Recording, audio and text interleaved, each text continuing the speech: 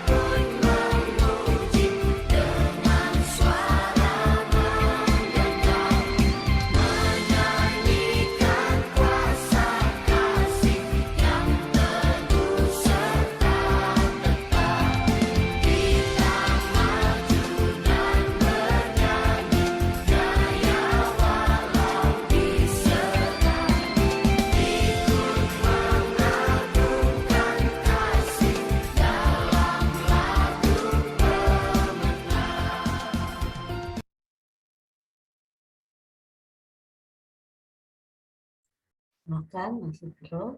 Ya. Mari Bapak Ibu, kita bersatu dalam doa. Puji dan syukur kepada kehadirat-Mu ya Bapa, buat segala penyertaan-Mu dalam kehidupan kami. Terima kasih untuk kesehatan sudah berikan bagi kami ya Bapak, hingga pada pagi hari ini kami boleh kembali bangun dengan sehat tanpa harus apapun dari istirahat kami tadi malam ya Tuhan. Bersurga, jadi syukur kepada kehadirat-Mu juga, kami boleh berkumpul sebagian dari jemaat GKJ Yeremia untuk melakukan persekutuan doa pada pagi hari ini. Pimpin juga dengan saudara-saudara kami yang lain yang belum bisa berkumpul saat ini ya Tuhan, kiranya Tuhan sertai mereka, pimpin mereka ya Tuhan, agar boleh bisa bersama-sama berkumpul bersama kami ya Bapak. Pimpin dan berkati media yang digunakan pada pagi hari ini, media Zoom, agar serta internet, agar boleh tetap berjalan lancar dari awal pertengahan hingga akhir. pimpin Bapak Pendeta Emeritus Edison yang akan membawakan firman-Mu pada pagi hari ini.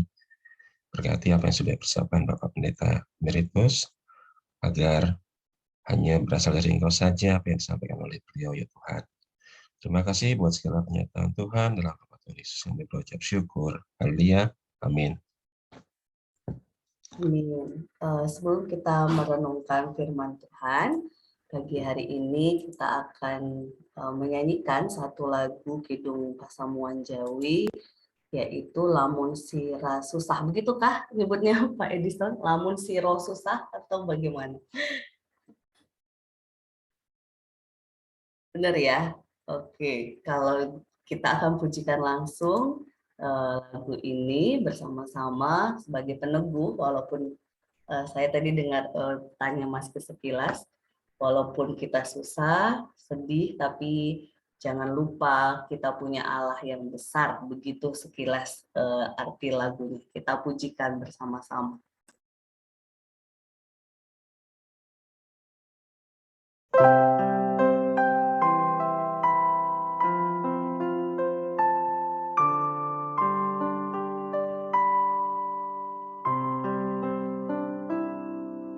Lamun siro susah wah sedih, ojo siro supe halah tan tebih, ojo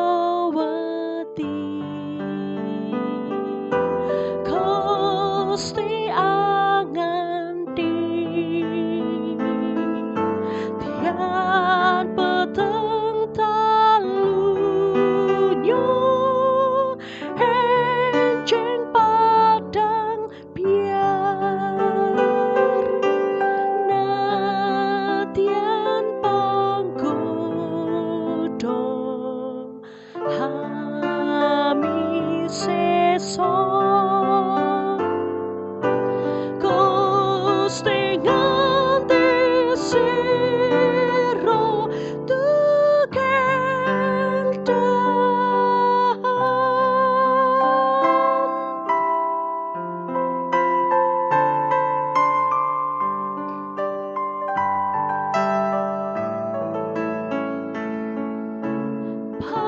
Pangeran tanpa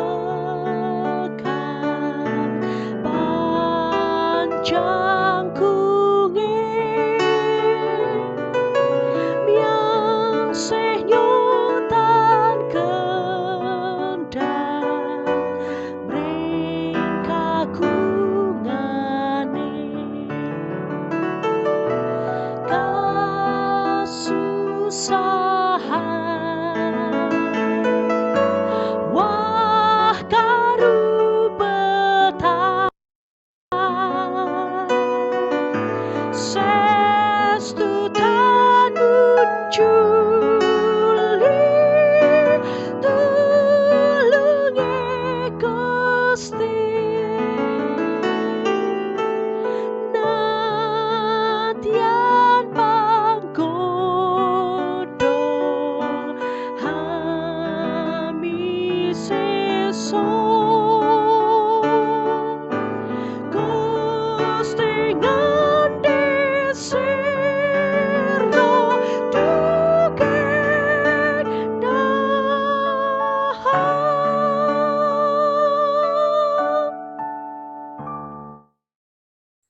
Monggo Bapak terkasih. Baik, Ibu Bapak sekalian yang dikasih oleh Tuhan, saya akan mengajak kita semua untuk membaca Alkitab kita yang saya akan ambilkan dari 1 Korintus pasal 16 ayat 19 sampai 24. 1 Korintus 16 ayat 19 sampai 24. Saya akan bacakan demikian. Salam kepadamu dari jemaat-jemaat di Asia Kecil, Aquila, Priscilla, dan jemaat di rumah mereka menyampaikan berlimpah-limpah salam kepadamu. Salam kepadamu dari saudara-saudara semuanya. Sampaikanlah salam seorang kepada yang lain dengan cium kudus. Dengan tanganku sendiri aku menulis ini. Salam dari Paulus. Siapa yang tidak mengasihi Tuhan, terkutuklah ia. Maranatha. Kasih karunia Tuhan Yesus menyertai kamu. Kasihku menyertai kamu sekalian dalam Kristus Yesus. Nah, demikian bacaan kita, dan saya akan mengajak kita untuk merenungkan ayat 22 ya sebagai ayat emas kita. Siapa yang tidak mengasihi Tuhan, terkutuklah ia. Maranatha. Saudara-saudara sekalian yang dikasihi oleh Tuhan Yesus Kristus, kalau kita mendengar Maranatha ini tentu lalu kita teringat bahwa saat ini kita sedang ada di masa Advent gitu ya, masa penantian dari kedatangan Tuhan Yesus. Nah, Rasul Paulus juga menyinggung tentang kata Maranatha ini. Ini sebetulnya merupakan doa gitu ya, doa dari yang dinaikkan oleh Rasul Paulus atau juga dinaikkan oleh orang-orang percaya, yang kurang lebih artinya kalau di dalam doa itu adalah, ya Tuhan datanglah segera. Jadi ya Tuhan datanglah segera. Maranatha ini. Nah, saudara-saudara yang dikasihi oleh Tuhan, kata-kata yang diungkapkan di ayat 22 ini menarik sebetulnya. Menarik karena apa? Karena ini diungkapkan oleh Rasul Paulus di bagian salam atau bagian penutup surat 1 Korintus itu gitu ya. Tetapi Rasul Paulus mengungkapkannya dengan keras gitu ya. Ini kata-kata yang keras ini. Yang bunyinya, siapa yang tidak mengasihi Tuhan, terkutuklah ia. Atau kalau kita mau melengkapkannya, siapa yang tidak mengasihi Tuhan Yesus akan dihukum Allah gitu ya. Terkutuk nih, dihukum gitu ya.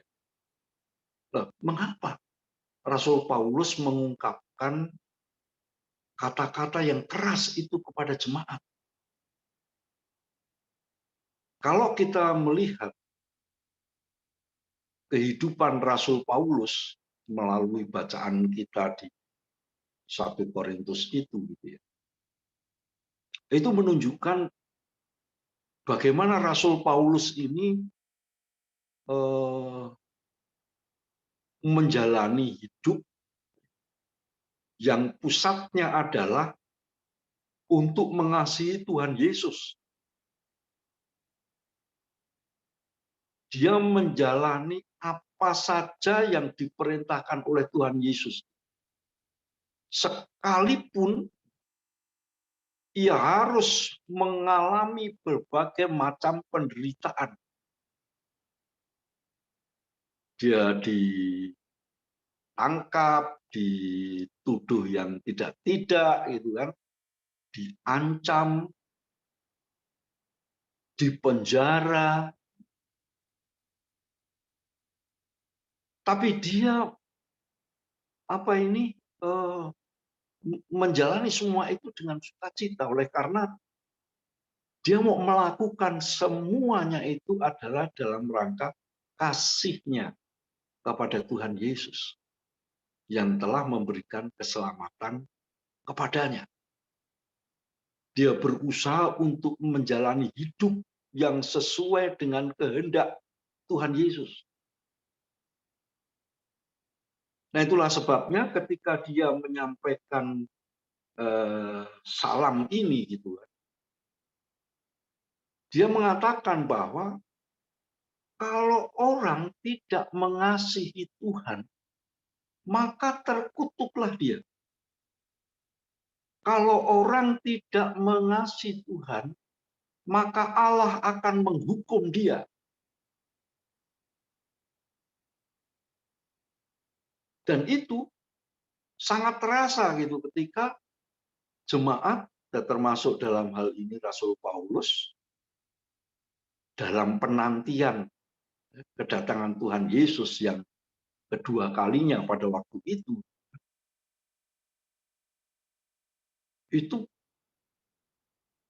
betul-betul begitu. Bagi orang-orang yang tidak mengasihi, maka ia akan dihukum. Artinya dia akan kehilangan kesukacitaan, kehilangan kedamaian di dalam kehidupannya. Sebab mengasihi Tuhan Yesus itu merupakan panggilan bagi setiap orang yang percaya. Sebagaimana dijalani oleh Rasul Paulus. Nah, bagaimana ini dengan kita gitu kan? Kata-kata Rasul Paulus ini menjadi pengujian diri lah gitu, pengujian diri buat kita. Apakah kita ini adalah orang-orang yang benar-benar mengasihi Tuhan Yesus atau tidak?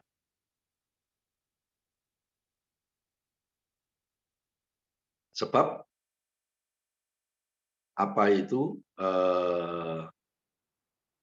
keagamaan atau nama kita Kristen itu belum menjamin kan bahwa kita ini betul-betul mengasihi Tuhan.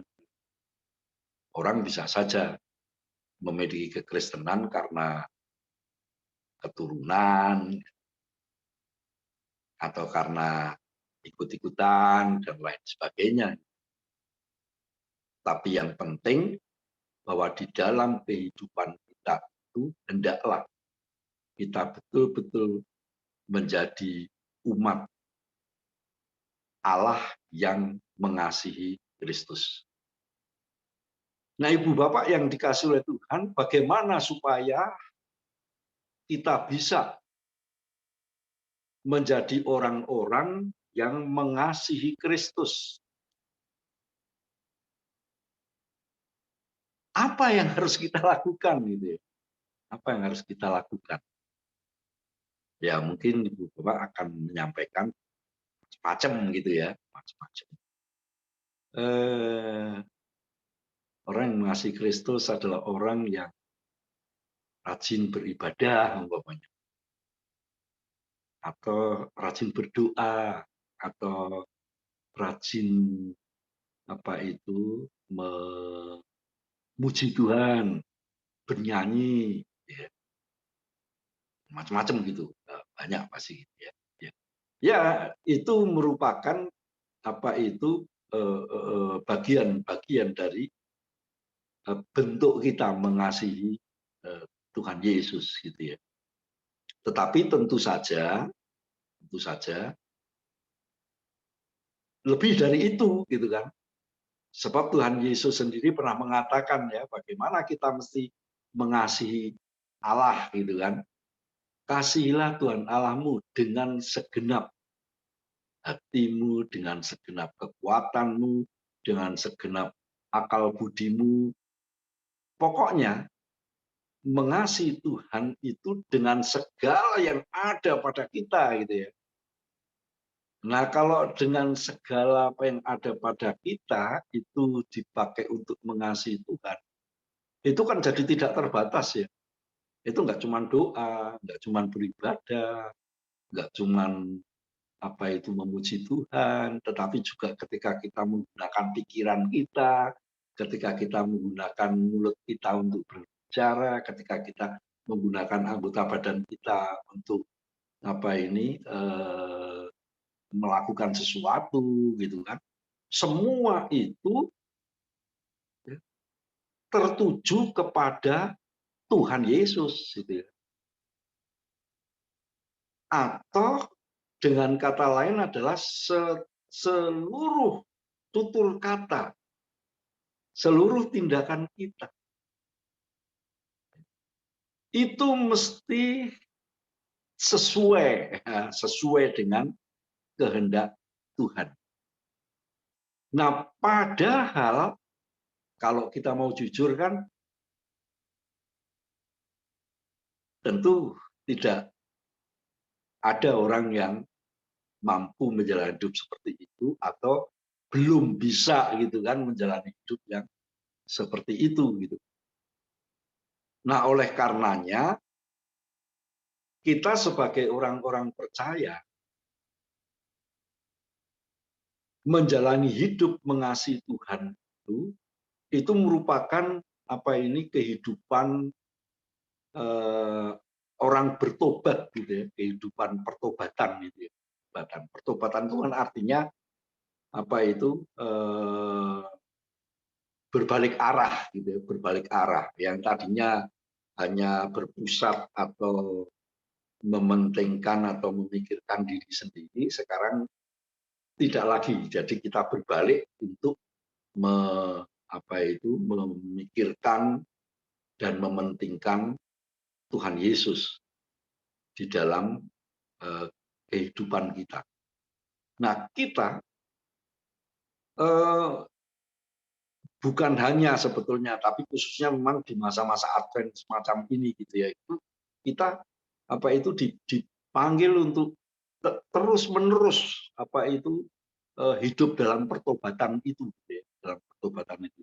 Selalu harus ketika kita ini melenceng sedikit, kita harus segera balik. Ketika melenceng sedikit, harus segera balik gitu ya. Untuk apa? Untuk supaya ketika Tuhan datang, kita tidak ada di dalam penghukuman Tuhan tadi, atau dengan kata-kata di sini tidak dipandang sebagai manusia yang tertutup gitu ya.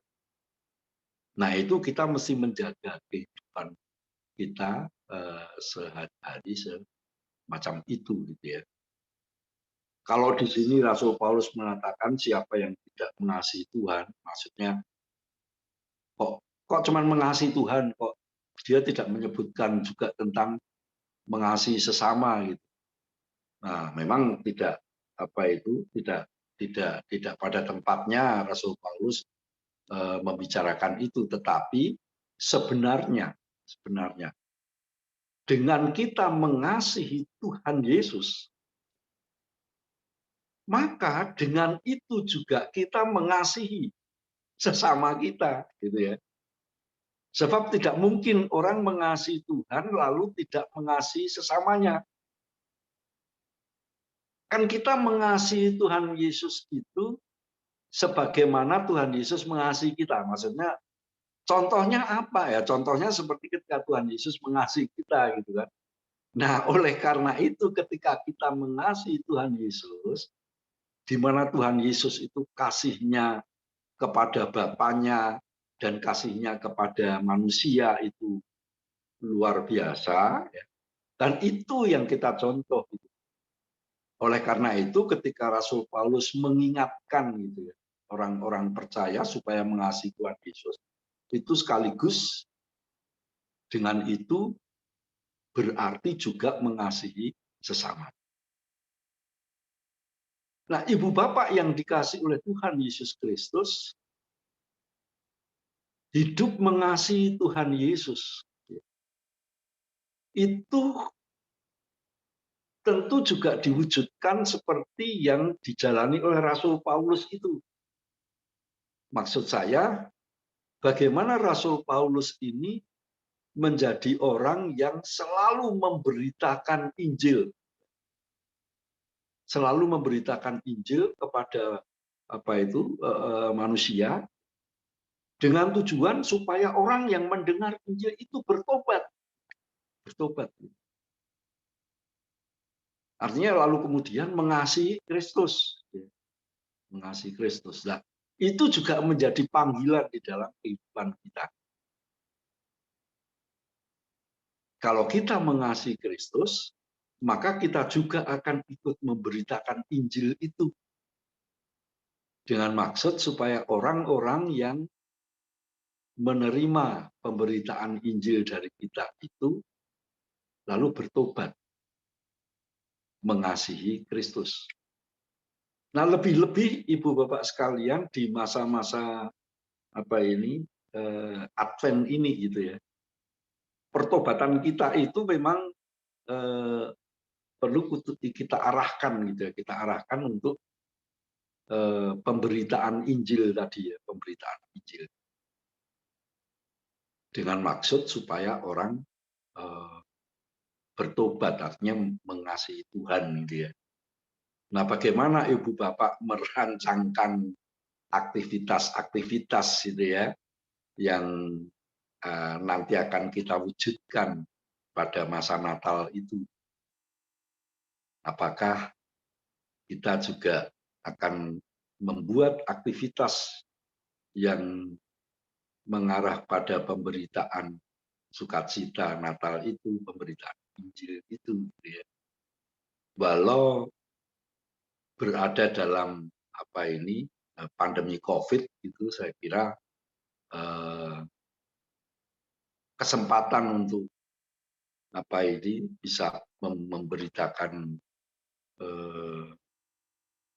kabar sukacita itu kepada sesama pasti bisa juga kita lakukan ya, baik itu bersama-sama dengan jemaat maupun